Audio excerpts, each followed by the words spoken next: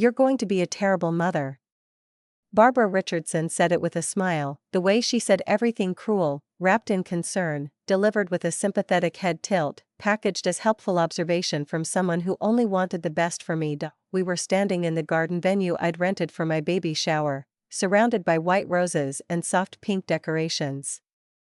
50 women would arrive in 2 hours to celebrate my first pregnancy. But my mother-in-law had arrived early, allegedly to help, actually to inspect and criticize every detail. "I'm sorry?"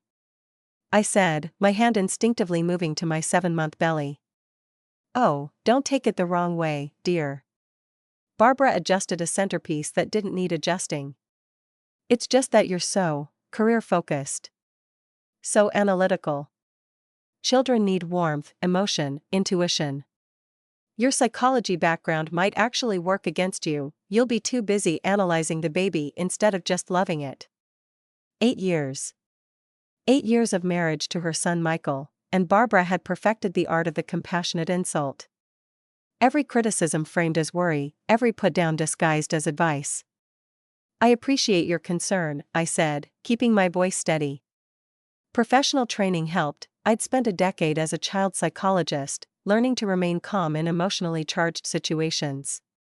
"But I'm confident in my ability to parent." "Of course you are." Barbara's smile didn't reach her eyes. "That's part of the problem. Good mothers have doubts, question themselves, prioritize their children above everything else.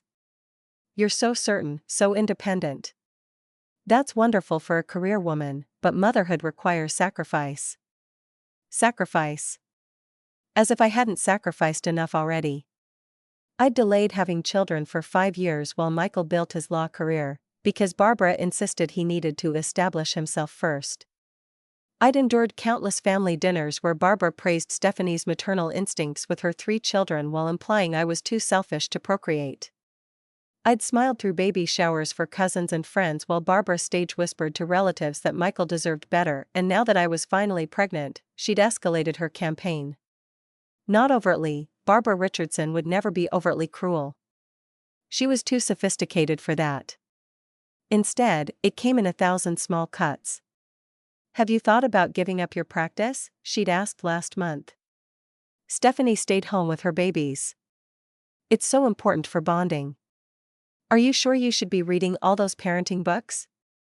Sometimes natural instinct is better than intellectualizing everything. Michael was such an easy baby. I just hope yours inherits his temperament and not your intensity."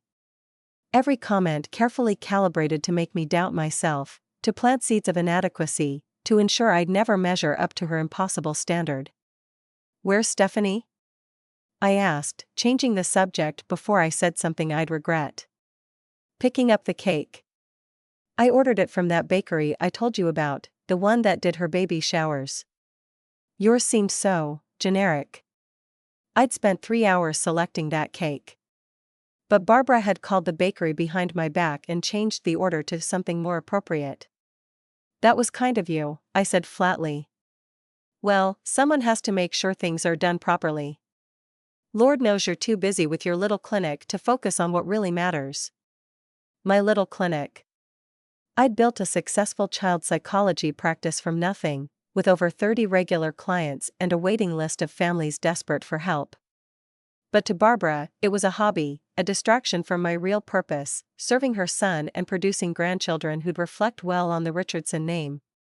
"I need to check on something inside," I said, excusing myself before my composure cracked. In the venue's bathroom, I locked the door and leaned against the sink. My reflection stared back, 35 years old, successful career, loving husband, baby on the way. Everything I'd worked for, everything I'd wanted. So why did I feel like I was drowning? Because Barbara Richardson had spent 8 years systematically destroying my confidence. And as my due date approached, her efforts had intensified. She was determined to prove I'd be a failure as a mother, and she was subtle enough that most people, including Michael, dismissed my concerns as pregnancy hormones and oversensitivity. "Your mother said I'm going to be a terrible mother," I'd told Michael last week. "She didn't mean it like that. She's just excited about the baby. You know how she is." I didn't know how she was. That was the problem. My phone buzzed. A text from Dr. Helen Foster, my colleague and one of my closest friends, still coming to the shower. Bringing the file you asked about. Are you sure you want to do this? I typed back, yes. It's time. 3 months ago, something had shifted. I'd been organizing Michael's home office. He was hopeless at filing, when I'd found a folder tucked in the back of a drawer. Therapy records. From 20 years ago, Michael had been in therapy as a teenager. So had Stephanie. Both seeing the same child psychologist, Dr. Raymond Chen, now retired. The notes were clinical, professional, disturbing. Michael, age 15, patient exhibits signs of emotional manipulation from primary maternal figure. Unable to make decisions without seeking mother's approval. Severe anxiety when expressing opinions that differ from mother's views. Stephanie, age 12, patient shows classic symptoms of enmeshment with mother. No sense of separate identity. Exhibits panic attacks when mother expresses disappointment. Page after page documenting Barbara's psychological abuse. The constant criticism disguised as concern. The impossible standards. The withdrawal of affection as punishment. The making her children responsible for her emotional state, classic narcissistic parenting. The kind I'd seen in my practice dozens of times, the kind that left deep psychological scars that lasted into adulthood, and Michael had no memory of it. Or more accurately, his mother had convinced him his therapy was for normal teenage adjustment issues and nothing more serious. I'd called Dr. Chen, who was now 83 and living in Arizona.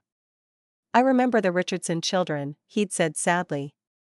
I tried to involve the mother in family therapy, but she refused. Said I was turning her children against her. Eventually, she pulled them out of treatment entirely. Did you file a report? It was the 80s.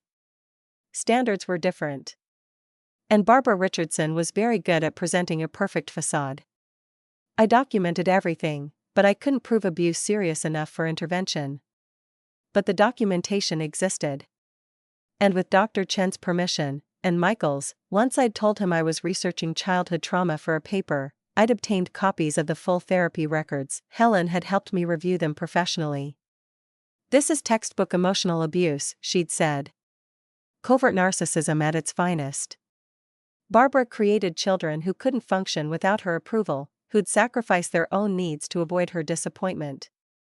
Michael still can't see it, I'd said. He defends her constantly. That's how this kind of abuse works. The victims don't recognize it as abuse. They think it's love. And now Barbara was trying to do the same thing to me, undermine my confidence, make me doubt my abilities, ensure I'd defer to her on all parenting decisions. She wanted control of my baby the way she'd controlled her own children, but I wasn't her child. I was a trained psychologist who recognized manipulation when I saw it. And I'd spent 3 months preparing for this moment. The bathroom door rattled. Emma? Honey, are you okay? My mother's voice, concerned. I unlocked the door. Grace Matthews, 60 years old and stronger than she looked, took one look at my face and pulled me into a hug. Barbara, she guessed. Always Barbara. Want me to accidentally spill something on her designer dress? I smiled despite everything. Tempting. But I have a better plan. Should I be worried? Only if you're Barbara Richardson. The baby shower was exactly what Barbara wanted, perfectly coordinated, expertly catered, full of the right people making the right comments. 50 women filled the garden, cooing over tiny clothes and offering parenting advice I hadn't asked for. Barbara held court in the center of it all, playing the role of devoted grandmother-to-be. I'm just so excited, she told anyone who'd listen. Though of course, first-time mothers need so much guidance. I'll be very hands-on, naturally. Emma's wonderful, but she has so much to learn. Stephanie sat beside her mother, nodding along. Mom was amazing with my 3. I don't know what I would have done without her. Emma's lucky to have her. Lucky. That was the word everyone used. You're so lucky to have Barbara helping you. Lucky to marry into such a close family. Lucky to have such an involved mother-in-law. No one asked if I felt lucky. No one noticed how Barbara's help felt like control. How her advice felt like criticism. How her involvement left no room for me to actually parent my own child, but they were about to notice. "Thank you all so much for coming," I said, standing to address the group. "I'm overwhelmed by your generosity and support. Before we cut the cake, I want to share something important." Barbara's smile widened. She thought I was about to thank her, to publicly acknowledge her contributions. She loved public praise, loved the validation that came from being seen as selfless and giving. As many of you know, I'm a child psychologist. I've dedicated my career to understanding child development and family dynamics. One thing I've learned, both professionally and personally, is that intergenerational patterns matter. The way we were parented affects how we parent our own children. Heads nodded. This was conventional wisdom, nothing controversial. Barbara has been very vocal about her concerns regarding my parenting abilities, I continued, watching her smile falter slightly. She's worried I'll be too analytical, too career-focused, too intellectual in my approach. She's suggested repeatedly that I need her guidance to be an adequate mother. "Emma, dear, this isn't the time," Barbara started. "Actually, it's the perfect time. Because I've been doing some research into intergenerational patterns, specifically within the Richardson family. And I've discovered something important that I think everyone should know." I nodded to Helen, who stood near the back with a folder. She walked forward and handed it to me. "These are therapy records from 20 years ago.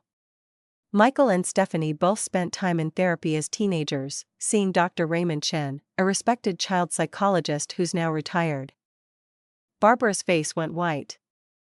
"Those are private medical records, released with Michael's permission," I said calmly. "He signed off on them last month when I told him I was researching family patterns for a professional paper." Which wasn't entirely untrue. I've been researching his family very thoroughly. I opened the folder. Dr. Chen documented a pattern of emotional manipulation and psychological abuse. "Barbara, you consistently undermined your children's confidence, made them responsible for your emotional state, withdrew affection as punishment, and created an environment where they couldn't develop independent identities without severe anxiety." The garden was dead silent. 50 women staring at me, at Barbara, at the folder in my hands. "This is absurd," Barbara said, but her voice shook. "Those records are from decades ago, taken out of context. The context is very clear. Michael, age 15, couldn't make any decision without your approval. Stephanie, age 12, had panic attacks when she thought she'd disappointed you. Both children exhibited classic signs of enmeshment and emotional abuse. I loved my children." Barbara stood up, her face flushed. "I sacrificed everything for them." "You controlled them," I corrected. "There's a difference. Love allows children to develop independence. What you did was make them psychologically dependent on your approval." Stephanie looked stricken, like I'd slapped her. "Emma, this is my baby shower." "How dare you, it's my baby shower," I said quietly. "And I'm using it to make sure everyone understands something important. Barbara Richardson is not a parenting expert. She's not a model mother. She's someone who damaged her own children so severely they needed therapy, and now she's trying to do the same thing to me." "You're insane," Barbara hissed. "Pregnancy has made you paranoid. I'm a licensed psychologist with a decade of experience in childhood trauma. I recognize abuse patterns when I see them. And I've spent 8 years watching you try to undermine my confidence, criticize my choices, and make me doubt my abilities. It's the same pattern you used with Michael and Stephanie." I looked around at the shocked faces. For 8 years, Barbara has told me I'm too career-focused to be a good mother. But do you know what she told Michael when we first got married? That his career had to come first, that children could wait. She only wanted me to have a baby once she was ready to have a grandchild to control. "That's not," Barbara started. "She's told everyone I'm too analytical to have maternal instincts. But she's also criticized me for not reading enough parenting books, not taking enough classes, not preparing enough." Nothing I do is right because the goal isn't to help me succeed, it's to make sure I fail, so she can swoop in and take over. My hands were shaking but my voice remained steady. This baby shower? I planned every detail. Barbara changed my cake order, rearranged my decorations, invited people I didn't want here, and is taking credit for the entire event. Because that's what she does, she erases other people's contributions and makes everything about her control. Stephanie was crying now. Several guests looked uncomfortable. But I wasn't done. Here's what's going to happen. When my baby is born, Barbara will not have unsupervised access. She will not make parenting decisions. She will not undermine my confidence or criticize my choices. Because I recognize her patterns, I have professional documentation of her psychological abuse, and I will protect my child from the same damage she inflicted on her own children. Barbara's perfect facade cracked completely. You ungrateful bitch. After everything I've done for you, everything you've done to me, I corrected. There's a difference. She grabbed her purse, her hands shaking with rage. Michael will hear about this. He'll divorce you. You'll lose everything. Michael has already read these therapy records, I said calmly. He's been processing them with his own therapist for the past month.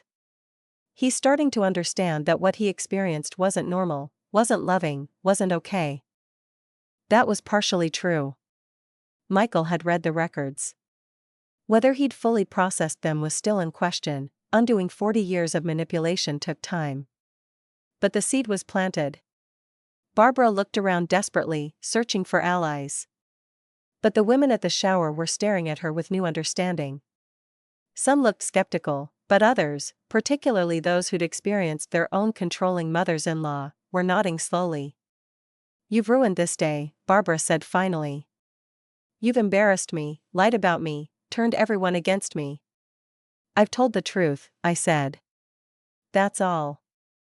The truth about your parenting, your manipulation, your need for control. And yes, it's embarrassing for you. But it's liberating for me. Barbara turned to Stephanie. We're leaving. Come on. But Stephanie didn't move. She was staring at the folder in my hands, tears streaming down her face. Mom, did I really need therapy because of you? Of course not. That psychologist was a quack who turned you against me. Then why can't I make any decisions without calling you first? Stephanie's voice cracked. Why do I panic when I think you're disappointed in me? Why am I 32 years old and still terrified of my mother? The silence stretched. Barbara looked between us, realizing she'd lost. Fine, she spat. Enjoy your perfect little life without me. But when you fail, and you will fail, don't come crying for my help. She stormed out of the garden, her designer heels clicking on the stone path. I stood there, holding the therapy records, surrounded by 50 shocked women and the ruins of what was supposed to be a celebration. My mother appeared at my side, took the folder from my hands, and pulled me into a hug. Proud of you, baby girl, she whispered. And despite everything, despite the drama, despite the confrontation, despite the stares, I felt lighter than I had in 8 years. The baby shower dissolved into chaos after Barbara left. Some guests made awkward excuses and followed her out, loyal to the woman they'd known for years. But more stayed, women who'd dealt with their own controlling mothers-in-law, who'd spent years walking on eggshells, who recognized themselves in the story I'd just told. I wish I'd had the courage to do that, one woman said quietly, squeezing my hand as she left. My mother-in-law controlled my entire first year of parenting. I'm still recovering. Another whispered, I always thought Barbara was intense, but I didn't realize. Thank you for saying something. Stephanie remained frozen in her chair, staring at nothing. I approached her carefully. Stephanie, I'm sorry. I didn't mean to ambush you, did you know? She interrupted. When you married Michael, did you know about the therapy? No. I found the records 3 months ago by accident. And you've been sitting on this information, planning this public execution? I've been trying to protect myself and my baby from repeating the cycle, I corrected. Your mother has spent 8 years undermining me. She was escalating as my due date approached. I'm a psychologist, Stephanie. I recognized the pattern, and I couldn't let it continue. So you humiliated her at your baby shower. I told the truth at an event she was using to further her narrative that I'm incompetent. She changed my cake, rearranged my decorations, invited her friends, and planned to spend the entire afternoon telling everyone how much I'd need her help. I simply redirected the narrative. Stephanie stood up, wobbly on her heels. You've destroyed my family. Your mother damaged your family years ago. I just stopped pretending everything was fine. She left without another word, and I watched her go with a mixture of guilt and relief. Stephanie was a victim too, but she'd also been complicit in Barbara's treatment of me. Sympathy only stretched so far. Helen approached with a glass of water. That was the most professionally executed confrontation I've ever witnessed. Calm, evidence-based, no raised voice. Barbara never stood a chance. I feel sick, I admitted. That's the adrenaline wearing off. Sit down before you pass out. My mother appeared with cake, the one I'd originally ordered, which had arrived along with Barbara's replacement. Eat. You're feeding 2 people, and one of them just watched you take down a narcissist. Do you think I went too far? I asked. Honey, you went exactly far enough. That woman has been poisoning you for 8 years. You drew a boundary. A very public, very firm boundary. Michael's going to be furious. Michael's going to have to choose, my mother said bluntly. You or his mother. It's been 8 years. It's time.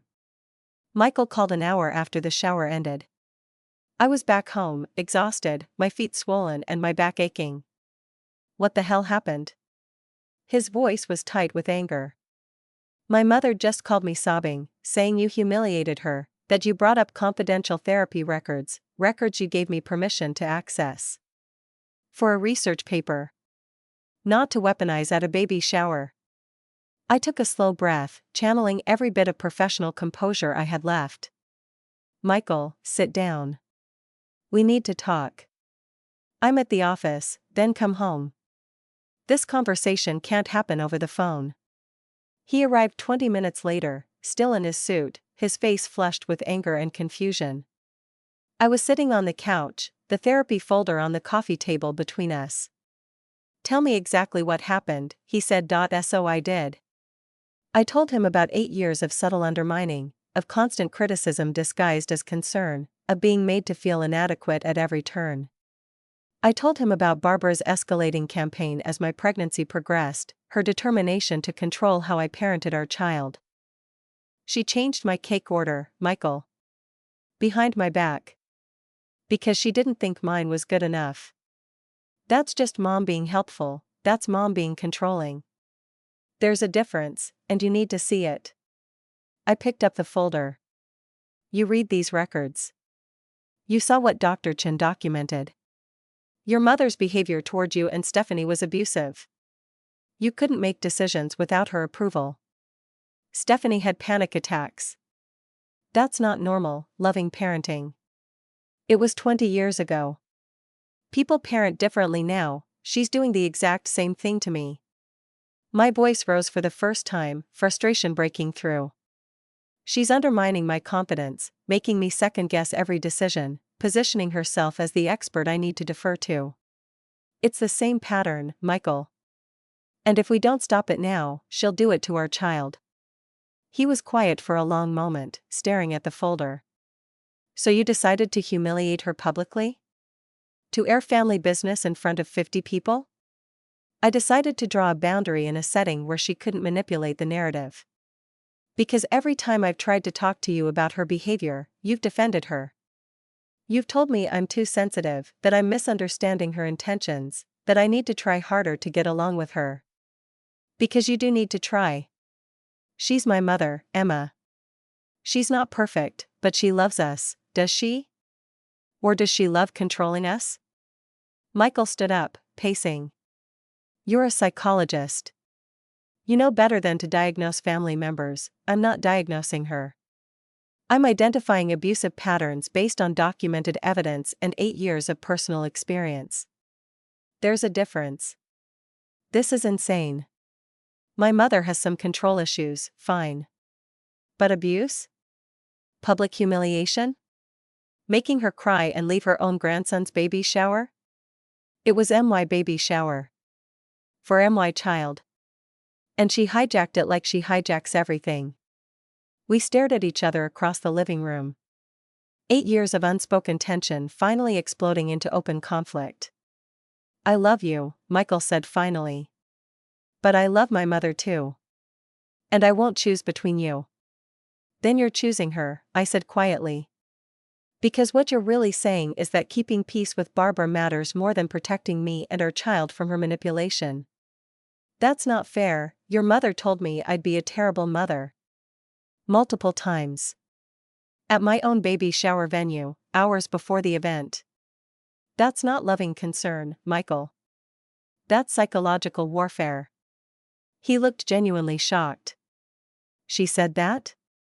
She says things like that constantly. You don't hear it because she saves the worst for when you're not around. And when I tell you about it, you dismiss it as me being oversensitive. Michael sank back onto the couch, his head in his hands. I don't know what you want from me. I want you to see her clearly. I want you to acknowledge that her behavior is not okay. I want you to set boundaries that protect our family. And I want you to support me when she tries to undermine my parenting, because she will. And if I can't do that? The question hung between us, heavy with implication. Then we have a serious problem, I said. The next 3 weeks were the longest of my life. Michael moved into the guest room, claiming he needed space to think. Barbara called him daily, crying about how I'd ruined her reputation, how ungrateful I was, how she'd only ever tried to help. Stephanie blocked my number and posted cryptic messages on social media about toxic people and family betrayal. Several of Barbara's friends called to tell me I'd been cruel, that I owed her an apology, that therapy records should have remained private, but other calls came too. 3 women from the baby shower reached out to thank me. You gave me permission to set boundaries with my own mother-in-law, one said. I'd been accepting her treatment for years because I thought I had to. A former client's mother called. I was at the shower. I'm in therapy because of my own mother's narcissism. What you did was brave. My therapist says confronting the abuser publicly is sometimes the only way to break the cycle. Helen checked in daily. How are you holding up? I'm 36 weeks pregnant, my husband is barely speaking to me, and his entire family thinks I'm a monster. Living the dream. Boundaries always come with a cost. The question is whether the cost of setting them is higher than the cost of not setting them. I thought about that a lot during those 3 weeks. The cost of confronting Barbara had been high: family drama, social judgment, potential damage to my marriage. But the cost of not confronting her would have been higher: years of undermined confidence, a grandmother who controlled my parenting decisions, a child raised in the same toxic patterns that had damaged Michael and Stephanie. I'd chosen the harder path. But it was the right path. Michael finally came to bed on a Tuesday night, 37 weeks into my pregnancy. I was lying awake, hands on my belly, feeling the baby kick. I'd been seeing Dr. Chen, he said quietly. He came out of retirement to talk to me. He still had his notes from 20 years ago. I waited, not sure where this was going. He said my mother is a covert narcissist. That the therapy I had as a teenager wasn't for normal adjustment issues, it was because her parenting was psychologically damaging. He tried to tell my parents that at the time, but Mom pulled us out of treatment and convinced Dad nothing was wrong. I know, I said softly. Why didn't I remember? Why did I think everything was normal? Because that's how this kind of abuse works. It's subtle, insidious. The victim doesn't recognize it as abuse, they think it's love. And anyone who points out the dysfunction is labeled as the problem. Michael was quiet for a long moment. She called me 17 times today. Crying, saying you've turned me against her, that I need to choose my family. And what did you say? I told her that you are my family. You and our baby. And that I'm choosing you. Something in my chest loosened, a knot I'd been carrying for 8 years finally beginning to unravel. She didn't take it well, he continued.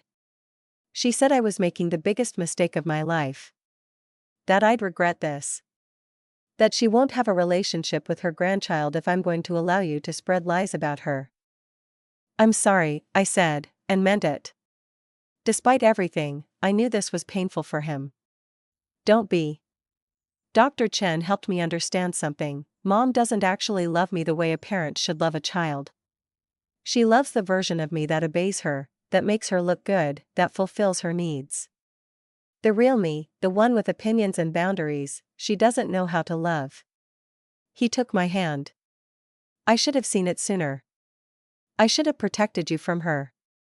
I'm sorry I made you fight this battle alone. You're seeing it now. That's what matters. The baby shower, it was brutal, but it was necessary, wasn't it? If you'd confronted her privately, I would have talked you out of it. She would have manipulated the narrative, made you seem like the crazy one. That was the calculation I made. Pretty ruthless for a child psychologist. I protect children. Even unborn ones. Even from their own grandmother. Michael pulled me closer, his hand joining mine on my belly. I called Stephanie today too. Told her she should consider therapy. Actually therapy this time, not just going through the motions. How did she respond? She hung up on me. But I planted the seed. Maybe she'll think about it. We lay there in the darkness, feeling our baby move between us, and I felt something I hadn't felt in years around the Richardson family. Hope, our daughter, Charlotte Grace, was born 3 weeks later. 8 pounds, 4 ounces, with my eyes and Michael's nose and lungs that could wake the entire maternity ward. Barbara sent a bouquet of flowers to the hospital with a card. Congratulations to the new parents. I hope you'll reconsider allowing me to be part of my grandchild's life.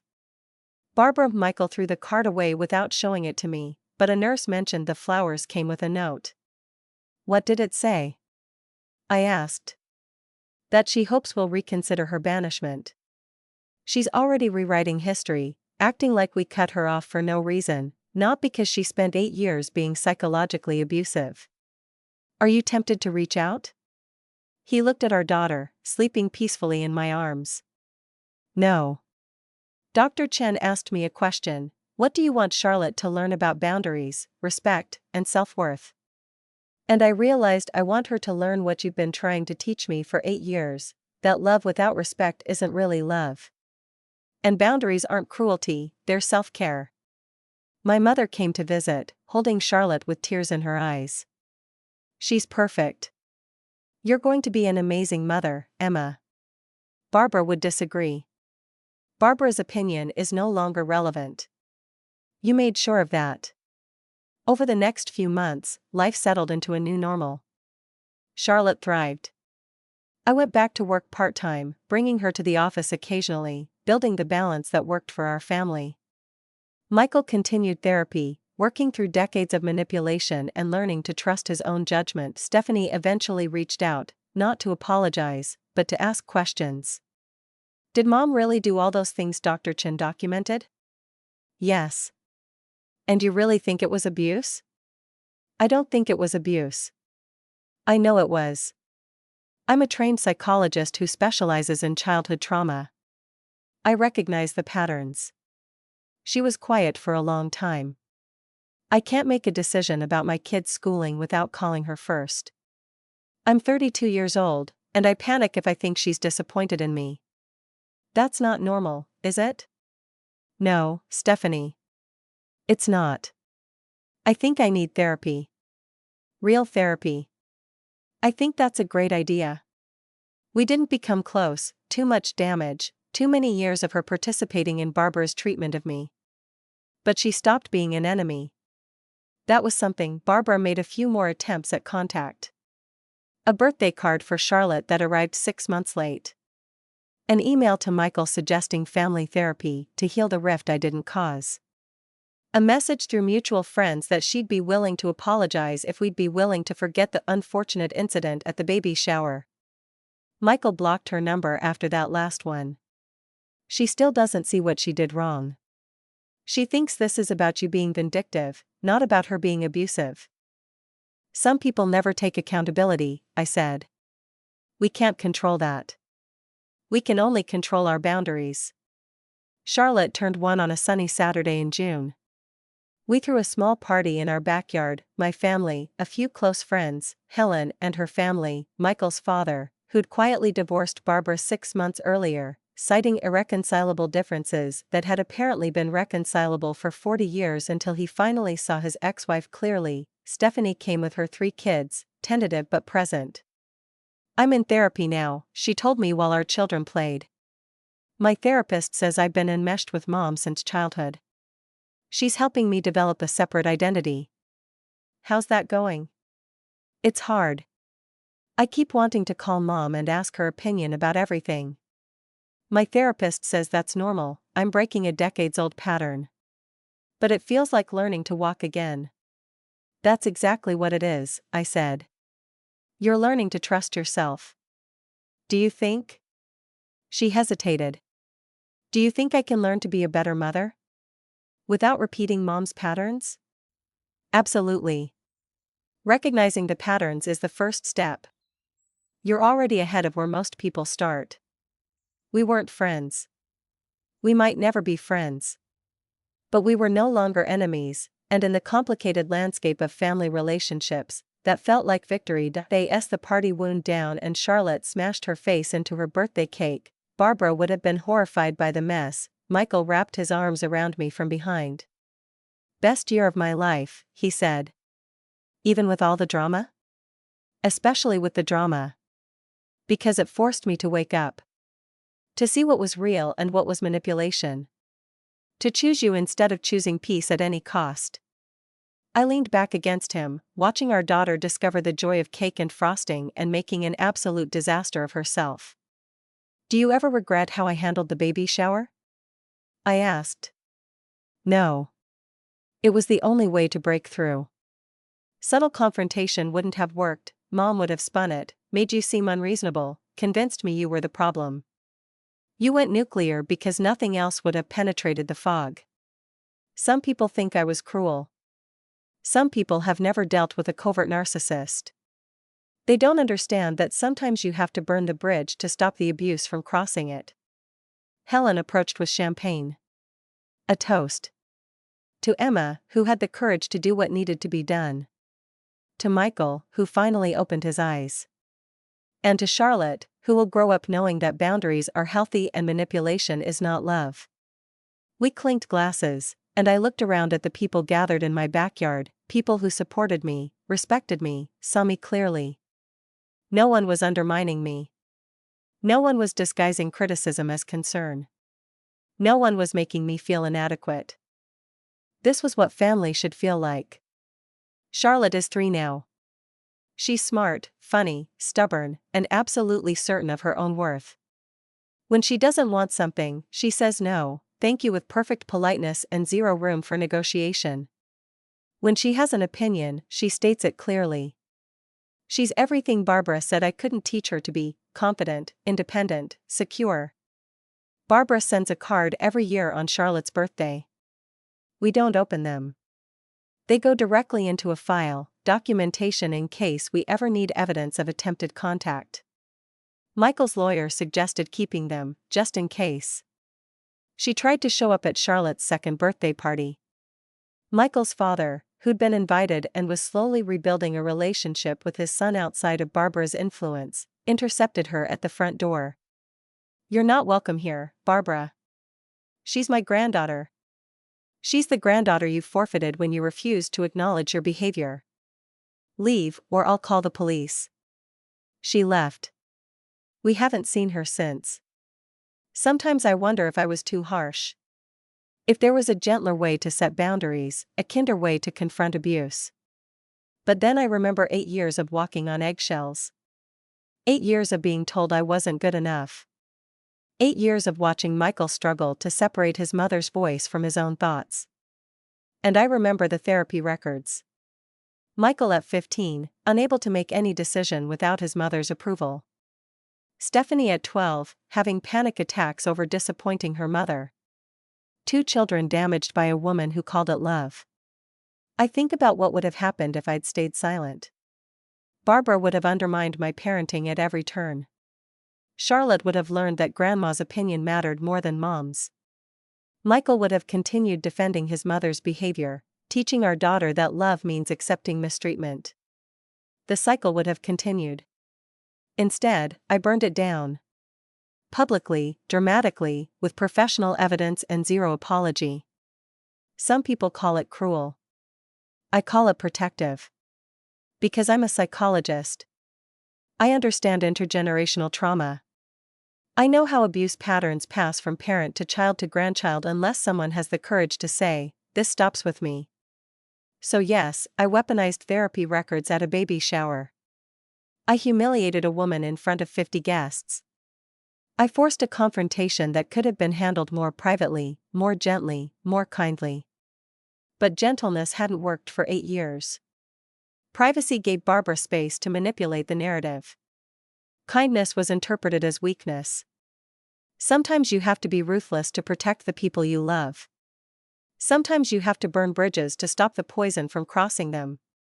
Sometimes you have to make people uncomfortable with the truth because comfortable lies are too expensive.